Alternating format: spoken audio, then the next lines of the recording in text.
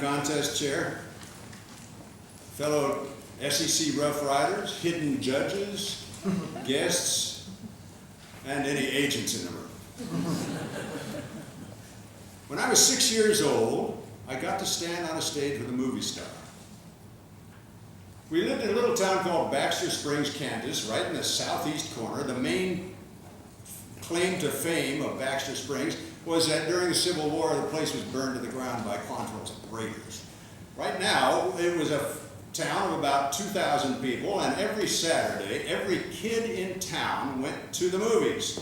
The picture show only charged a dime, and they would give you 2 cowboy features, a serial, newsreel, and a cartoon. And this one particular Saturday I'm thinking of, we had a guest star, a star, Smiley Burnett. Now, Smiley Burnett was a sidekick to Gene Autry in the cowboy movies. He called himself Frog because he kind of talked like, he liked to talk down in the bottom of his throat. So when Smiley stepped out, took the stage, every kid was screaming and full of energy. And then he said, "I'd like a little helper up here. Is anybody willing to come up and assist me?"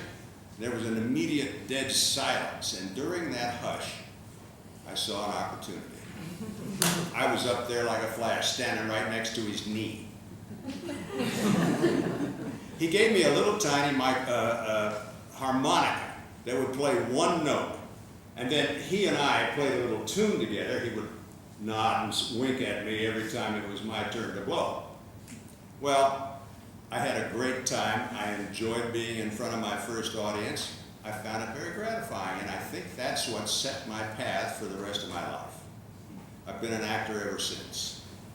Now, my brother and I enjoyed acting out a lot of stories that we would make up, and we usually used the Disney characters. I could do a sort of Donald Duck. Mitt was good with Mickey. "Oh gosh and golly, boys and girls." And I had to play Goofy. So what I would like to impress you with is that actors have an advantage over the usual run of Toastmasters in that we have vocal variety sort of built into our careers. It's part of the actor's job to play vocally. And in that playing vocally, our voices tend to expand. So I thought I'd make this a little useful for you on how do you use your voice vocally? How do you imitate people? Well, I bet right now anybody in this room can imitate at least 2 people. Your parents. Right or wrong? What kind of kid were you if you didn't mock mom and dad once in a while? All right? I'll give you an example of my folks. Here's Mom. "Oh, Stu, it's Christmas." Dad? "Oh, for gosh sakes, Becky." And there you see a continuum. And within that continuum, there's a lot of room to play.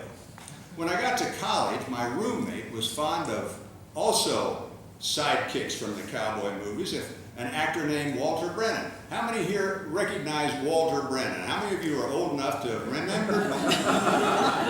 I thought so. Well, when you're cruising the TCM channel sometime, you will run across Walter Brennan. He's a delight.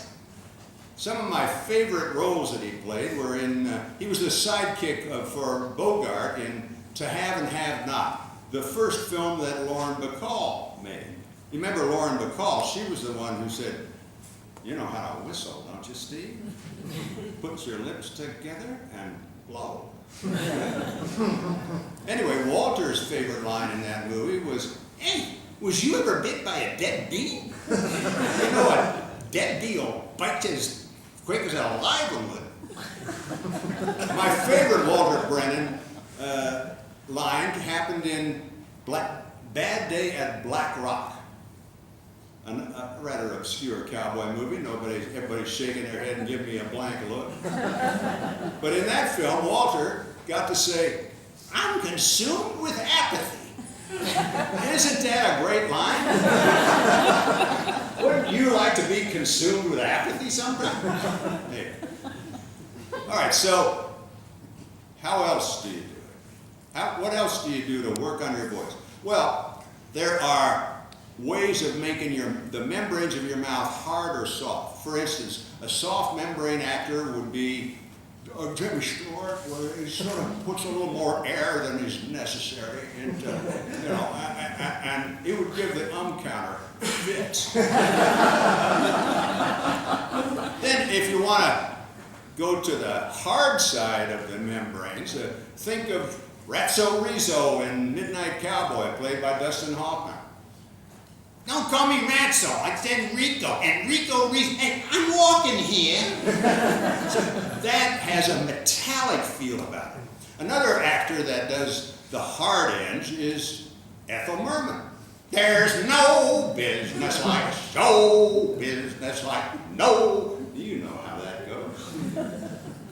If you play with voices, pretty soon you will have the voices for your own characters to emerge. And you don't need to play specific actors, you can play types. I mean, just think of all the sounds of voices you hear in films. Dive, dive, dive! Would you like to sit on my knife? Well, frankly, Pilgrim, I thought that was a lousy film. All of these types are available to you to act out in your speeches. And the final thing to do, of course, is to sing. Oh, someday I may go home again to Ireland, if my dear old wife would only pass away. She nearly drives me crazy with her nagging. She's got a mouth as big as Galway Bay. I learned that from an actor in commercials. He would swing into that song anytime things got a little boring on the set. Well, when things get boring in your speech, get a live vocalist. Madam Contest.